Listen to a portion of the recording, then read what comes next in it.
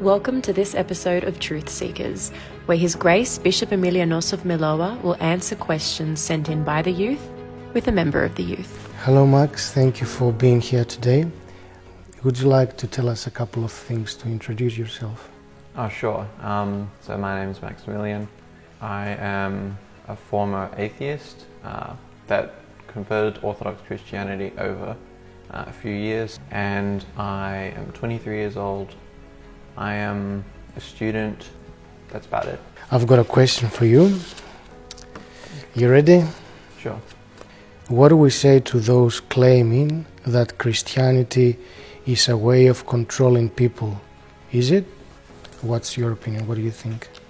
For a lot of people everywhere, I think, who grew up culturally Christian, some might grow up with that idea in the back of their mind because it was given to them, and like many religions that people are born into, they never question it.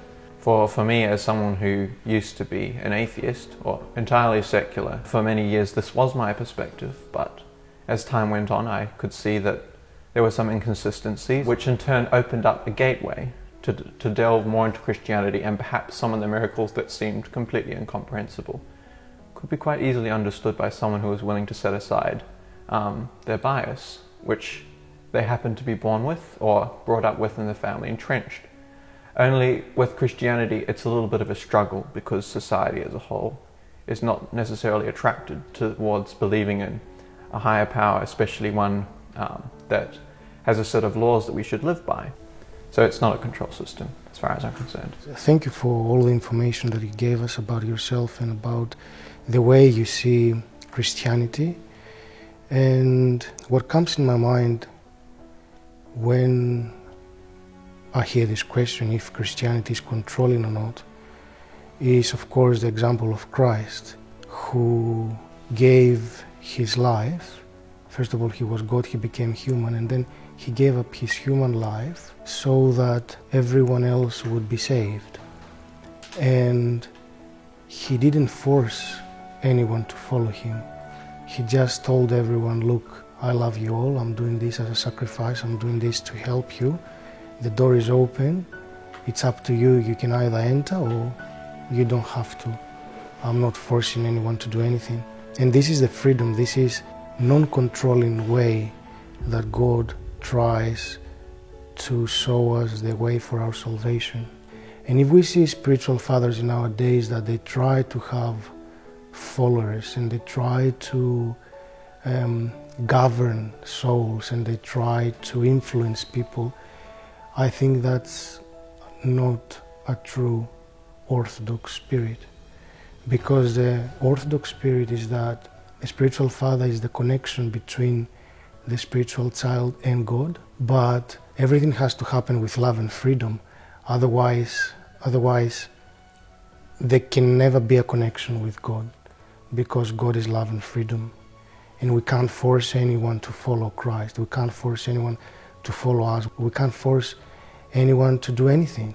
We see other situations that spiritual fathers might be trying to create guilt in their disciples' conscience, and by creating fear, God might punish you or this or that, they try to make them follow Christ. But this is wrong again. This is not what Christ did. This is a human way of thinking how to benefit others, but it's totally wrong. Because, again, if our relationship with our spiritual father and with God is not based in freedom and love, it's not going to work. Eventually it will just fall apart. So we need to be careful when we as human beings, as spiritual fathers as well, but as human beings, when we associate with people, we can't come across as telling them what to do. Orthodoxy teaches with the example, not by telling others what to do. If we give the right example and if we pray for others, then they themselves will realize what the right thing to do is. And that's how they will end up following Christ. Otherwise, we're just dictators. And this is not how Christianity, how Orthodoxy works. What do you think? No, I agree with a lot of that. It's a voluntary decision that one makes. If we look at Christ in the Gospel also, he asks questions to the audience and then they answer. And their response determines whether or not they continue or leave him. We look at the rich young man, and obviously he's a man that was keeping the commandments of God, but he wasn't prepared to leave everything else.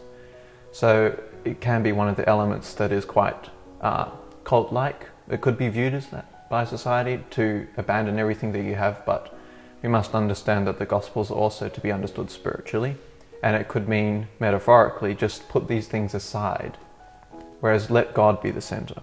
So being rooted in God, everything else should become clear to you, what you should do with your life. And the path changes according to the wisdom that God gives you. But the thing is that man is free and he is able to make decisions. And this freedom is the epitome of God's kindness, because nobody would want to be purely a machine. All right, Max, why do you think God has given us some guidelines? Christianity is not so much a means of controlling people as they are guidelines for life. It's like if you open a toy box and you have a machine man, or you have a little robot, there is an instruction manual. So when we follow the instructions accordingly, we build the robot right, and it functions properly. But if we do not follow the instruction book, well then it's all in pieces. It's difficult for us to find on our own how to piece it back together. It's better just to go straight to the book. It's just the natural and the ideal way for man to live, to follow the commands of God. And they're not hard. Initially they may be, because we have passions, because we tend towards evil. We tend towards what is easy and what suits ourselves.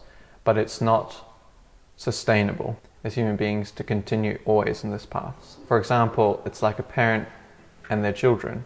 If we look at it this way, the father has laws of his household so that the children know their boundaries and order is maintained.